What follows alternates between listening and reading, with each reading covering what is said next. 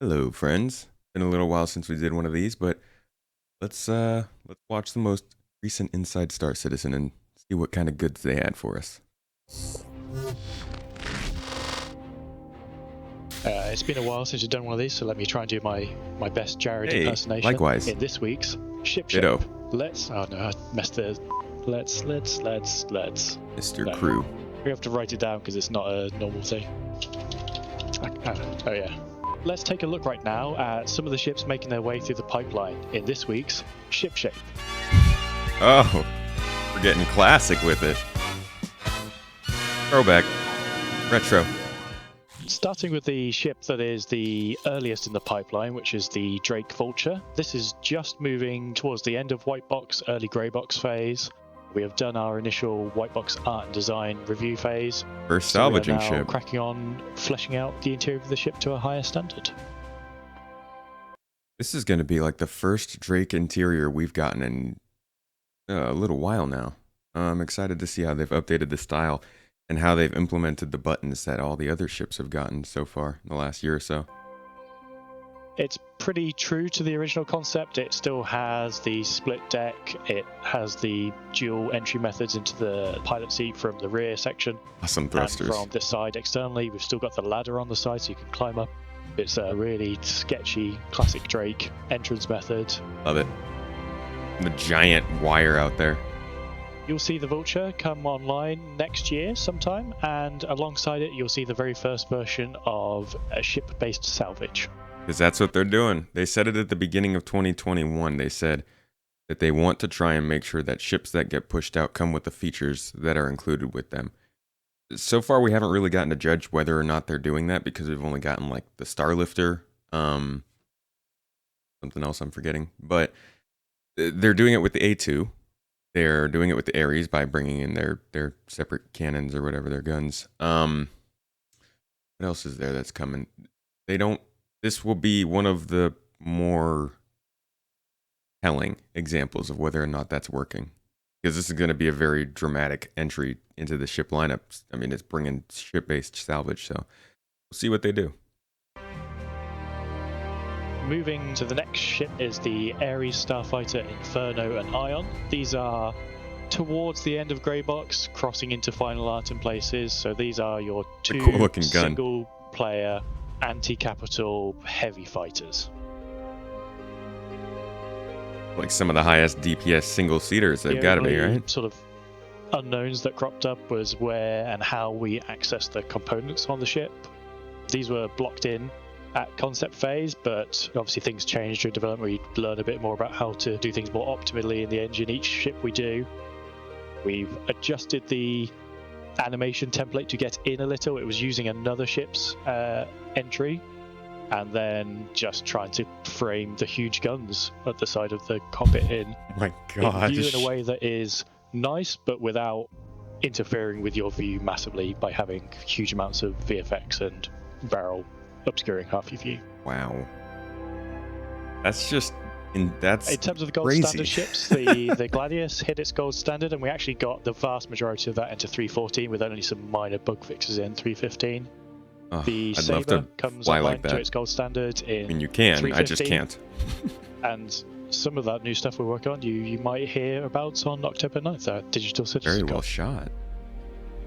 And finally reaching the ship that is furthest along in the pipeline, which is the Aegis Redeemer, which is pretty much at the end of final art and into Oh my the release gosh. prep phase, which is what we call the final phase. Too many guns.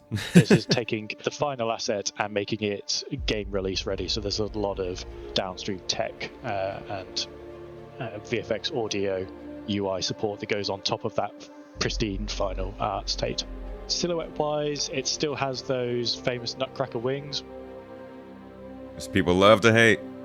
We hardened up some of the smooth edges so there's a bit more angular folds in it. These things, hold up, go back. These things remind me of those things on the Nebuchadnezzar from The Matrix. I love that cool scene of the ship landing and the electricity, and you're like, whoa, yeah, that's We hardened up some of the smooth edges so there's a bit more angular folds in it. We changed the tail and sort of just stretched the body. It's like to balance Gladius. the No, proportions, not 'cause it was Gladius. a Yeah, bit Gladius one-sided thrusters. in terms of weight distribution.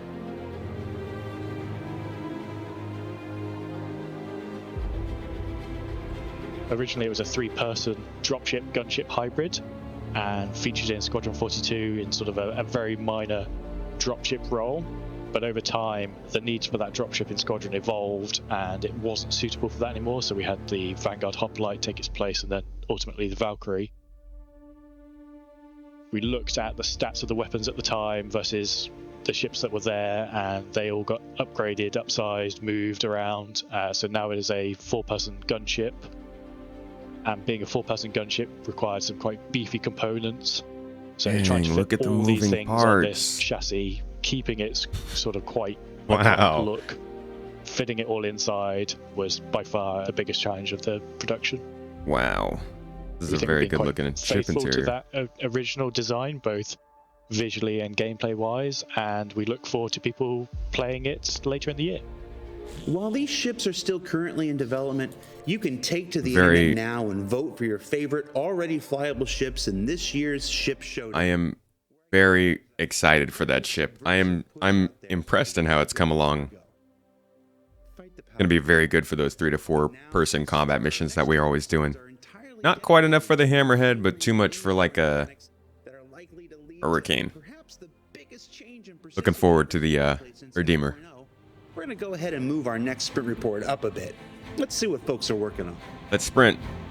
Let's start things off with a couple new Oh, it's weapon been so concepts, long since we've because seen we the Volt haven't had guns. those in a while, and take a look at 3 new electron damage items from manufacturer Volt. These look really cool. First up, we've got an Electron SMG. Now, during review, folks were pretty happy with this one, so expect it to move forward rather quickly. Sorry, Gemini. I might be jumping brands here. There's Depends also on how an they fire, Electron how they work. LMG that, well, we felt still needed a little work. Maybe some shape tweaks, and maybe another pass on the battery pack. Electron LMG. We haven't heard about weapons. I talked about this. And finally, a laser... I was saying this earlier on a stream this year at some point. I was very curious as to why we weren't seeing anything about FPS weapons. For like a long time, we haven't gotten any updates, and we hadn't really seen much about them. And then I realized it was because the weapons people have been working on the tools, the handheld tools, the salvage tool, the tractor beam, that kind of stuff. That work has been starting to finish up, at least with certain teams. Particularly, though, the weapons feature team, I believe, is starting to wrap up some of the work on those things, I think, in the next 3 months or so. But they're probably kind of starting to look into shifting over towards more weapons again, maybe towards the beginning of next year. So that's exciting. These are really cool. I want to see more of these, how they work. Sniper rifle, still from Volt, but not electron damage based.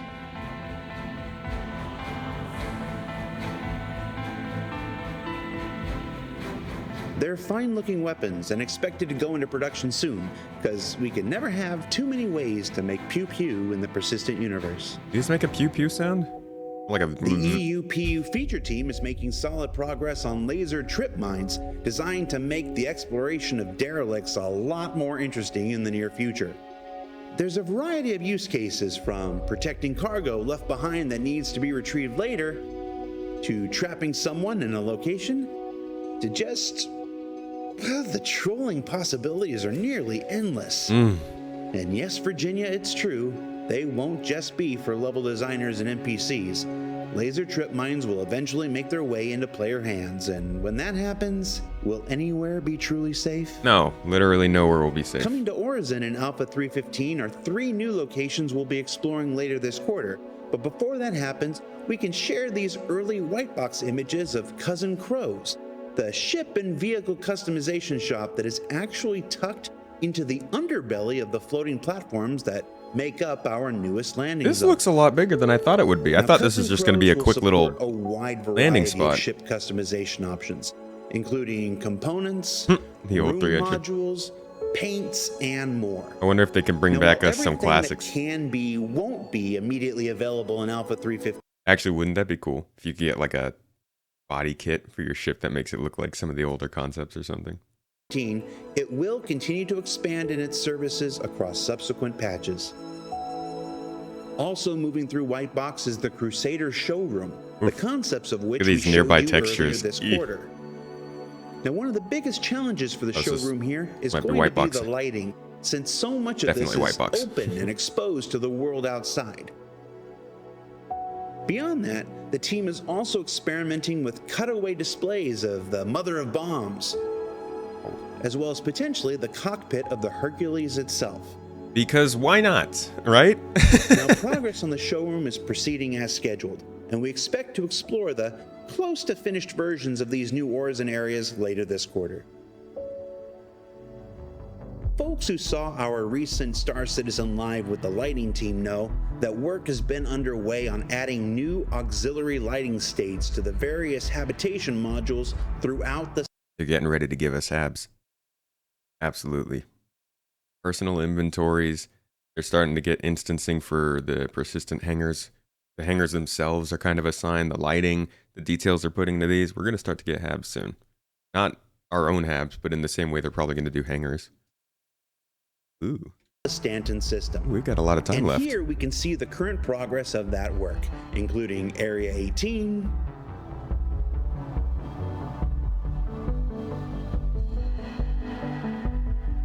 That looks cool.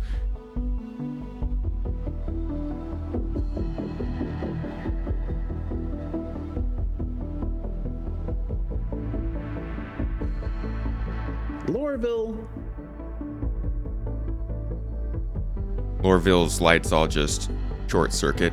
The whole room goes dark. That is nice. Microtech.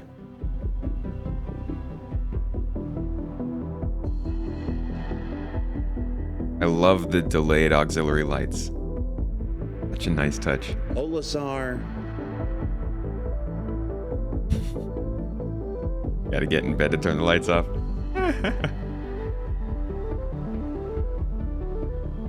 Orison.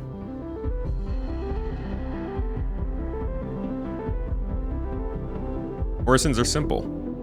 Fleischer Prison. For that ambiance in prison. Ooh. That is some ambiance. Rest stops. And even Levski.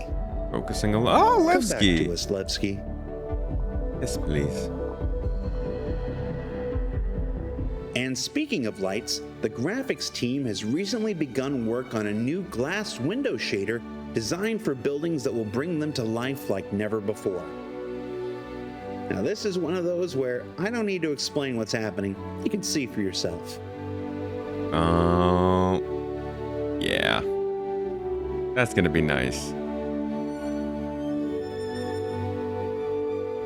It looks a little repeaty, the but coolest things in game dev are the ones that just make sense, the ones that just make the world seem like the world should be. the little thing. And that's definitely what we're looking at here. The UI tech team has been working on a new 3D skeleton and interface to be used by players when they wake up in the hospital. You've been hearing about this on the allowing them monthly to report. properly identify and Read the monthly treat their report. own wounds as needed. Or watch my videos. Wow. And I thought the self-service lines in the grocery store were something. That's healthcare in the 30th century for you. Now, there will First be look at different medical rigs for gameplay. male and female players, and eventually a similar skeletal overlay will be available to players out in the field when they use their hand scanners. But for now, hospitals only. This is just a first look, but you can expect to see the entire loop explored Wow, here that on was ISC quick healing. starting next week. You're like, boom, you're done. You're good. And since Alpha 315 is introducing healing, medical, and the next iteration of inventory, Cybernetics, we're talking the baby. next major step forward towards what we've been calling Death of a Spaceman. And while we'll be learning all about those over the next 2 weeks, the character team has started concepts I never asked for this. long-awaited cybernetic limb replacements coming in later iterations. And while the team has some favorites here, explorations are going to continue beyond what you're seeing, as we want a varied array Deus Ex right of there. options for beginners, more advanced options, different Wow. sources like Government Issue or Pirate Outlander, and more. CIG. I mean, look at all these. Does that one only have 3 fingers? Sometimes you only need They're 3, also Jared. exploring how they work with a variety of clothing options in the verse, either exposing the full or partial arm, And then, of course, the gammy leg. Actually, I don't see the original up here from Rekko.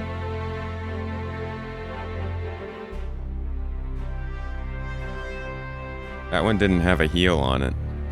I guess I can't see the heel here. These look really good, though. Now, these are still in the concept stage, so it'll be a while yet before they make their way into the persistent universe. But I'll tell you, I'm excited to one day be more machine now than man. Fair Let's enough. go.